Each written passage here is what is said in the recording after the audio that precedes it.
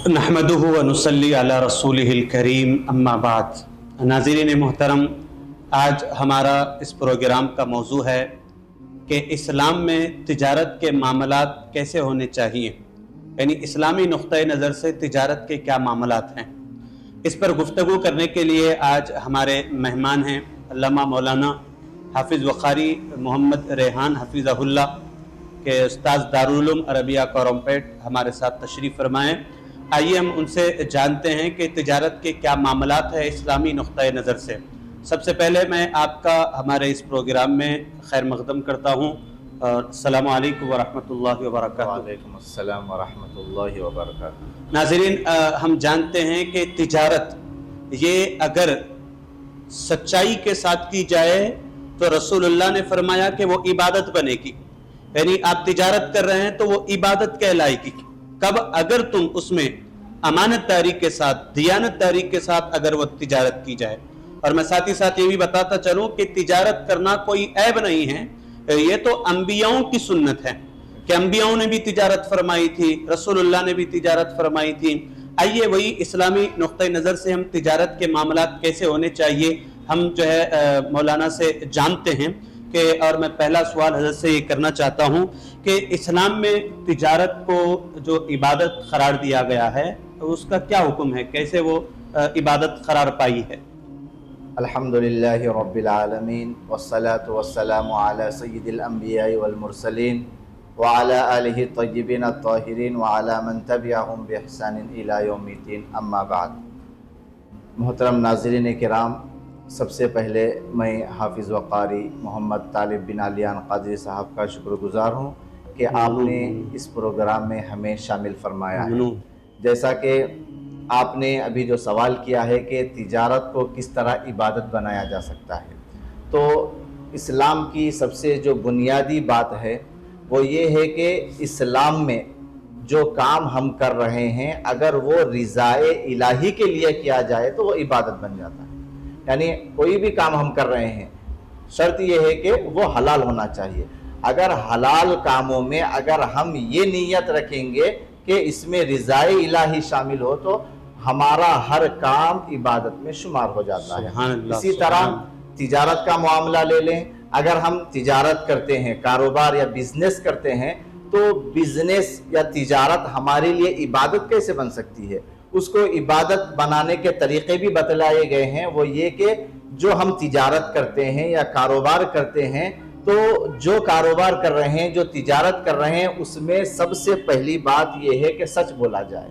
जो चीज़ हम दे रहे हैं, जो खरीद रहा है वो खरीदने वाला हो और बेचने वाला हो, इनमें कोई चीज़ छुपी हुई नहीं होनी चाहिए। यानी कोई खराबी हो तो उस खराबी को भी जाहिर करना चाहिए ताकि सच्चाई जब आ जाएगी उसमें धोखा ना होगा, झूठ ना बोला जाएगा, तो वो तिजारत जो कर रहा है खुद के लिए और अपनी जिंदगी गुजारने के लिए, वो तो उसको फायदा मिलेगा, साथ साथ उसको इबादत में भी शुमार कर लिया जाएगा। तो तिजारत का मकाम इंतहाई इस तरह उस वक़्त बुलंद हो सकता है जबकि उसमें सच्चाई हो और साथ में झूठ ना हो, नाप तोल में कमी ना हो, धोखेबाजी ना हो। कोई चीज है उसमें अगर कोई खराबी पाई जाए तो उसको छुपा कर नहीं बल्कि बताकर अगर देंगे तो ये सारी चीजें अगर पाई जाएंगी तो तिजारत इबादत में शुमार की जाएगी। माशाअल्लाह। नाज़रीन, जैसा कि आप अभी समाअत फरमा रहे थे कि तिजारत इबादत बन सकती है,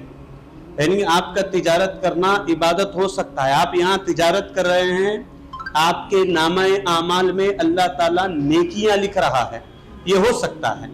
अब देखिए कि रसूल पाक अलैहिस्सलातु वस्सलाम ने जो है ये इरशाद फरमाया कि अल कासिबु यानी हाथ से कमाई करने वाला, यानी वो क़यामत के दिन मेरे साथ होगा। यानी हाथ से कमाने वाले को अहादीस का मफहूम भी ये है कि खुद रसूलुल्लाह ने जो है उन सहाबी के हाथों को बोसा दिया है जो अपने हाथ से कमाते हैं, यानी जो अपने हाथ से कमाते हैं उनको बोसा दिया है। तो इस तरीके से जो है तिजारत इबादत बन सकती है। आइए माशाल्लाह बहुत ही अच्छे अंदाज में अब हम जो है मौलाना से जो है दूसरा सवाल ये मैं आपकी खिदमत में पेश कर रहा हूँ कि नबी पाक अलैहिस्सलातु वस्सलाम ने तिजारत करने वालों की बारे में क्या क्या इरशाद फरमाया है। तिरमिज़ी शरीफ की हदीस पाक है, हुजूर अलैहिस्सलातु वस्सलाम ने इरशाद फरमाया سچا اور امانت دار تاجر قیامت کے دن انبیاء، صدیقین اور شہداء کے ساتھ ہوگا۔ سبحان اللہ۔ یہ حدیث اس طرح تجارت کرنے والوں کے مقام و مرتبے کو بتا رہی ہے۔ اب ایک بات یہاں پر عرض کر دوں کہ جو بندے سچے تاجر ہوتے ہیں، سچے امانت دار ہوتے ہیں، یعنی اپنے بزنس میں دھوکہ دہی وغیرہ نہیں کرتے ہیں، تو ان کا مقام حضور نے کیا فرمایا؟ قیامت کے دن کس کے ساتھ ہوں گے؟ انبیاء علیہم السلام کے ساتھ ان کا مقام و مرتبہ ہوگا۔ اور انبیاء کے ساتھ مقام ملنا یہ سب سے بڑی بلندی کی بات ہے، سب سے بڑی بلندی کی بات ہے۔ اور ایک دوسری بات یہ بھی عرض کر دوں کہ انبیاء کے ساتھ کا مقام یہ ہوتا ہے کہ انبیاء کے ساتھ رہیں گے تو مقام ان کا ایک نہیں ہوگا، بلکہ انبیاء ہوں گے یہ آقا کی حیثیت سے ہوں گے، اور جو یہ لوگ ہوں گے وہ اس طرح غلام بن کر ان کے ساتھ رہیں گے، یہ اس کا مطلب ہے۔ تو حضور صلی اللہ علیہ وسلم نے اس طرح حدیث میں سچے تاجر کے لیے یہ ارشاد فرمایا کہ قیامت کے دن انبیاء، صدیقین، شہداء کے ساتھ ہوں گے۔ انبیاء کے ساتھ ساتھ صدیقین، یعنی جو سچ ہے، جو تمام صدیقین کے جو سردار ہیں وہ حضرت سیدنا ابو بکر صدیق رضی اللہ تعالیٰ عنہ تھے، شہداء کے جو سردار ہے وہ حضرت سیدنا امام حسین رضی اللہ تعالیٰ عنہ۔ تو اس طرح ان تمام نیک لوگوں کی صحبت مل رہی ہے، کس کو؟ جو سچا تاجر ہوتا ہے، جو سچا بزنس مین یا کاروبار کرنے والا ہوتا ہے۔ حضور نے ان کے لیے یہ مقام و مرتبہ ارشاد فرمایا ہے۔ سبحان اللہ، ماشاءاللہ، کہ تجارت زمین پر ہو رہی ہے، رسول اللہ اس کا مقام انبیاء کے ساتھ حشر کے میدان میں فرما رہے ہیں۔ یہ تاجر یعنی جو سچا اور امانت دار تاجر ہوتا ہے، اس حوالے سے اس کو جو قیامت میں جو مقام ملے گا وہ کوئی لوگ رشک کی نگاہوں سے دیکھیں گے جو سچا تاجر دنیا میں جو ہے تجارت کرے گا۔ آئیے کہ ہم دیکھتے ہیں کہ اب دنیا کے معاملات میں لوگ اپنی چیز کو بیچنے کے لیے اگر اس میں عیب بھی ہوگا تو بتاتے نہیں ہیں، اور جب بیچنے کا معاملہ آیا تو کچھ جھوٹ موٹ ملا کر جو ہے اس کو سیل کرنے کی کوششیں کرتے ہیں، وہاں پر سچائی نہیں بلکہ جھوٹ بول کر جو ہے اس چیز کو بیچ رہے ہیں۔ تو اس کا کیا حکم؟ دیکھیے اللہ تبارک و تعالیٰ قرآن مجید میں ارشاد فرما رہا ہے لعنت اللہ علی الکاذبین، کہ جھوٹ بولنے والوں پر اللہ کی لعنت ہوتی ہے۔ بے شک۔ اگر کوئی تاجر ہے، تجارت کر رہا ہے، کوئی چیز بیچ رہا ہے، تو اگر کوئی چیز اس میں خراب ہے، اگر وہ نہ بتا کر وہ بیچتا ہے تو یہ دھوکہ دہی میں آتا ہے، جھوٹ میں آتا ہے۔ تو اسی طرح کوئی ناپ تول کرنے والی کوئی چیز ہے، اگر اس میں کمی بیشی بھی کرتا ہے تو قرآن اس کے لیے بھی فرما رہا ہے ویل للمطففین، کہ ناپ تول میں کمی کرنے والے کے لیے ہلاکت ہے۔ اب اگر جھوٹ بول کر نفع کما بھی لے، اسے فائدہ ہو بھی جائے، تو وہ دنیا کے حد تک تو کامیاب ہو سکتا ہے، لیکن وہی مال قیامت کے دن وبال کا سبب بن جائے گا۔ تو اس طرح جھوٹ بول کر کمایا تو جا سکتا ہے، لیکن وہ کچھ حد تک اس کو فائدہ دے گا، لیکن آخرت میں اس کا سوال ضرور ہوگا کہ تم نے اپنی تجارت میں سچائی کو چھوڑ کر اور تھوڑے فائدے کے لیے تم نے جھوٹ بول کر جو مال کمایا ہے، وہ مال اس کے لیے وبال کا سبب بن جائے گا۔ اللہ اکبر، اللہ اکبر۔ ناظرین، جیسا کہ آپ نے سنا کہ جو ہے جو جھوٹ بول کر جو تجارت کرتے ہیں وہی مال قیامت کے دن وبال بن جائے گا، لیکن میں یہ کہنا چاہتا ہوں کہ اس مال کا کیا فائدہ جو دنیا میں ہم جھوٹ بول کر کما رہے ہیں، اور آخرت میں وہ نجات کے بجائے دوزخ میں جانے کا سبب بن رہا ہے۔ آئیے سچی تجارت کریں اور تجارت میں سچائی لائیں، جس میں سچائی ہوگی، کمائے گا تھوڑا لیکن اللہ برکتیں بہت زیادہ عطا فرمائے گا۔ آئیے ناظرین، ہم جو ہے حضرت سے ایک دوسرے سوال کی طرف آگے بڑھتے ہیں۔ کیا نبی پاک علیہ الصلوۃ والسلام نے اپنی زندگی میں تجارت فرمائی تھی؟ ہاں، نبی کریم صلی اللہ علیہ وسلم نے اعلان نبوت سے پہلے تجارت فرمائی ہے، اور یہ تجارت یہ انبیاء علیہم السلام کا پیشہ رہا ہے، اور خود ہمارے نبی کریم صلی اللہ علیہ وسلم کی سنت مبارکہ ہے تجارت کرنا، کاروبار کرنا، بزنس کرنا۔ یہ کوئی معیوب بات نہیں ہے، نہ کوئی عیب کی بات ہے، بلکہ یہ ہم اگر کاروبار کرتے ہیں، کوئی تاجر ہے تو یہ فخر سے کہہ سکتا ہے کہ ہم نبی کریم صلی اللہ علیہ وسلم کی سنت مبارکہ پر عمل کر رہے ہیں۔ اب ہم حضور صلی اللہ علیہ وسلم کی سیرت کو پڑھتے ہیں تو حضور صلی اللہ علیہ وسلم نے اس طرح حضرت خدیجہ رضی اللہ تعالیٰ عنہ کا مال، ابھی اس وقت ابھی شادی حضور صلی اللہ علیہ وسلم ابھی حضرت خدیجہ سے نکاح نہیں ہوا تھا، اس سے پہلے کی بات یہ ہے کہ حضور صلی اللہ علیہ وسلم اس وقت سارے مکے میں اس طرح سچے اور امانت دار مانے جاتے تھے۔ سبحان اللہ، حضور صلی اللہ علیہ وسلم کی مثالیں کفار دیتے تھے کہ حضور صلی اللہ علیہ وسلم اس طرح سچے اور امانت دار ہیں۔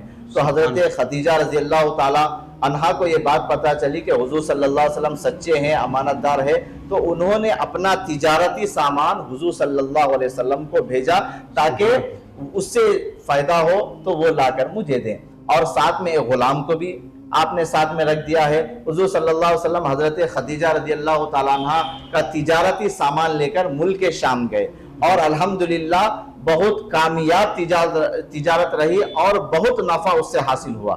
جب حضور صلی اللہ علیہ وسلم ملک شام سے پھر مکہ تشریف لائے، تشریف لانے کے بعد جو نفع ہوا وہ سارے کا سارا حضرت خدیجہ رضی اللہ تعالی عنہا کو آپ نے جب دیا تو آپ کی سچائی کو، امانت داری کو دیکھ کر حضرت خدیجہ رضی اللہ تعالی حیران ہو گئے۔ کیوں؟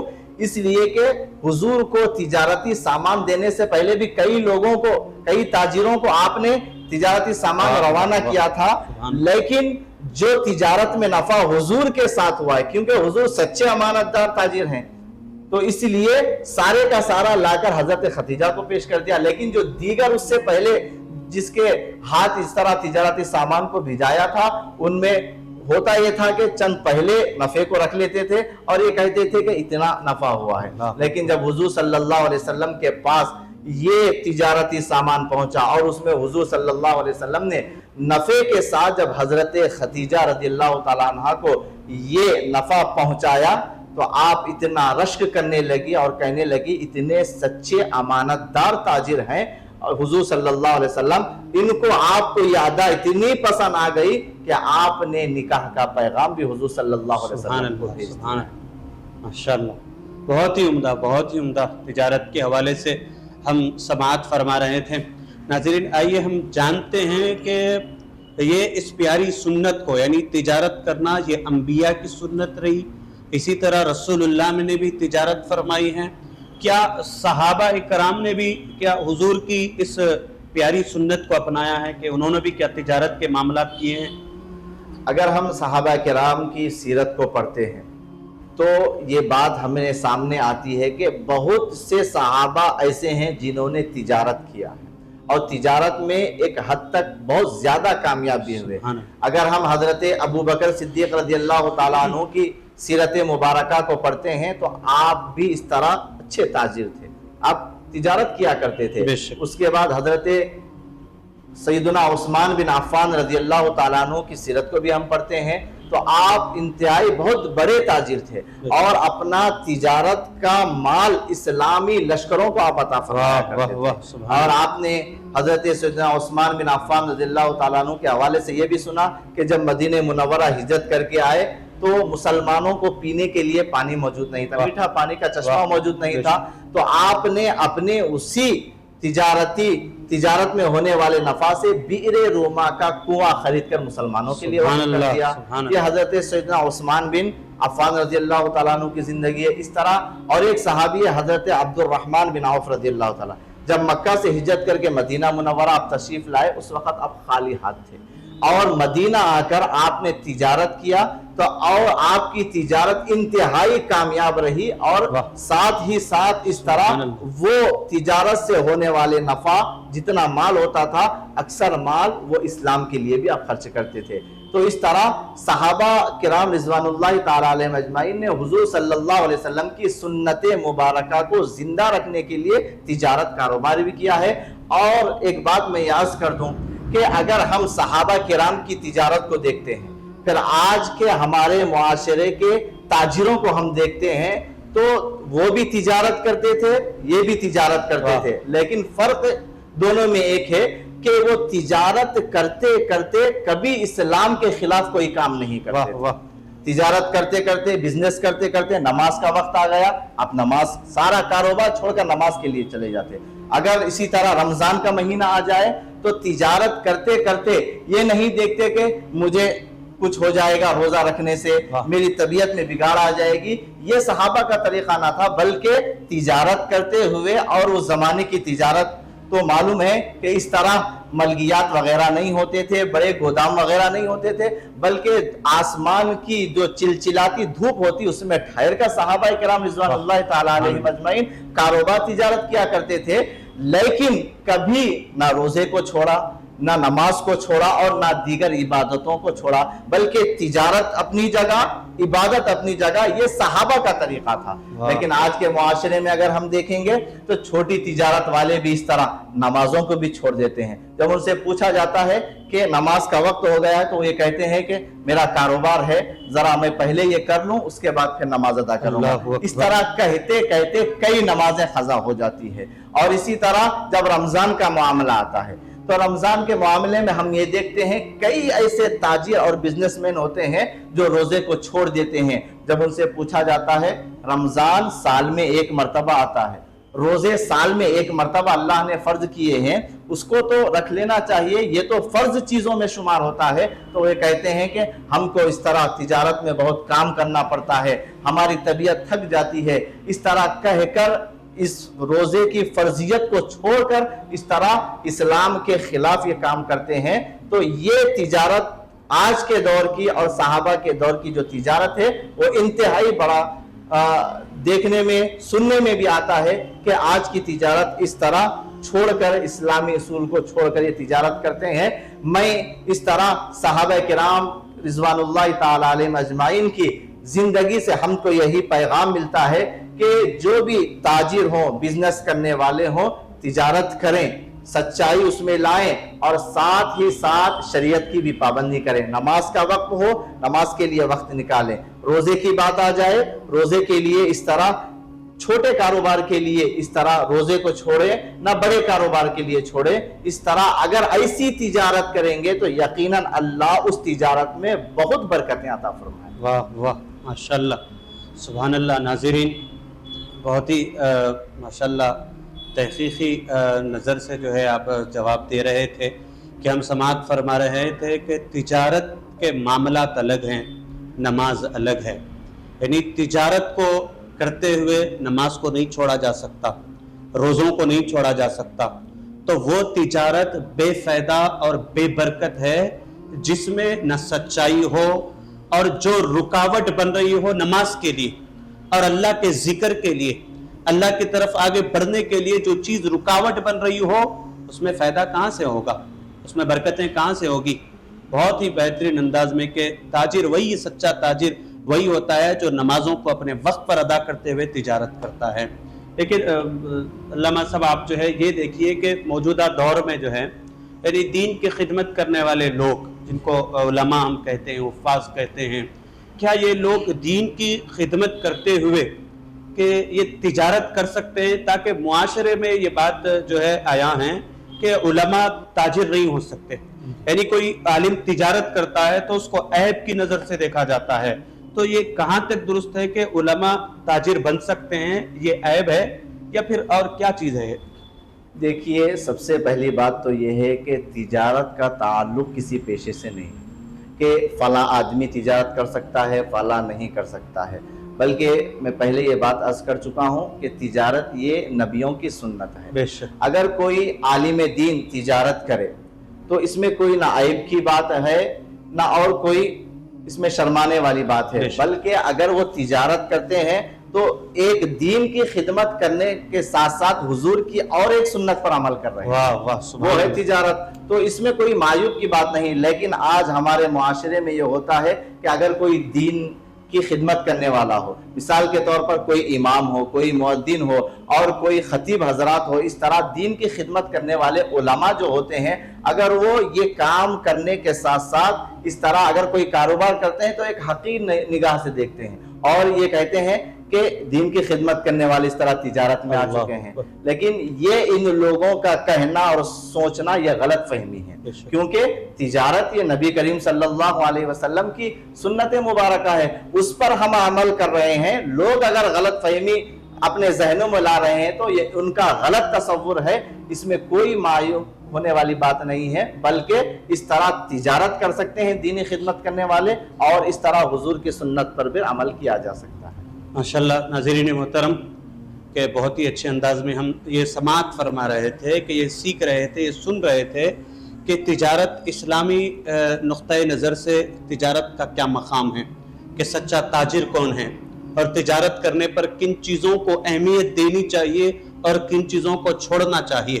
ٹھیک ہے، یہ ساری چیزیں سماعت فرما رہے تھے۔ اور آج ہمارے مہمان جو بنے ہوئے تھے حضرت علامہ مولانا ڈاکٹر حافظ محمد ریحان انصاری حفیظہ اللہ، میں ان کا بہت جو ہے شکریہ ادا کرتا ہوں کہ جو اس ہمارے پروگرام کا حصہ بنے ہیں۔ کہ اسی طرح میں یہ کہتا ہوں کہ جو ہے ناظرین، ہمارا یہ جو فاروقی جو چینل ہے، اس پر جو ہے پھر ہم ایک نئی ٹاپک کے ساتھ آپ کے درمیان میں حاضر رہیں گے۔ تب تک کے لیے آپ اپنی دعاؤں میں ہم کو یاد رکھیں، ہم بھی آپ کے لیے دعا کریں گے۔ اللہ تعالی ہم تمام کی بگڑیوں کو بنائیں، آمین۔ ہم تمام کے جو اسلام کا یہ جو پیغام، اس کا ہم جو ایک قدم اٹھائیں، اللہ ہمارے اس پیغام کو دور دور تک پہنچائے۔ وصلی اللہ تعالی وسلم علی خیر خلقہ سیدنا و نبینا و مولانا محمد وعلی آلہ و اصحابہ اجمعین، والحمد للہ رب العالمین۔